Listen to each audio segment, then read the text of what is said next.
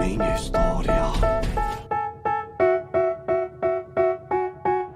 They tell me that I'm never gonna make it. They want me to do something that could make sense. They hate when I keep dreaming I'll be famous, but I don't give a fuck, I'ma keep chasing. I got all this potential that's deep inside of me, but they hate when you're successful cause they try to be. They sit there being judgmental because you're trying things, and they just want you to settle and do the right thing. So get a good job, don't slack off. Wake up every morning, make a good impression on your boss. Don't do anything that I wouldn't do, and when you're making money, make sure you don't spend it too soon. Fuck that, I'll do what I wanna do. I got a different path from everyone, and that includes you. Who are you to tell me how to live life? In these times it feels like nobody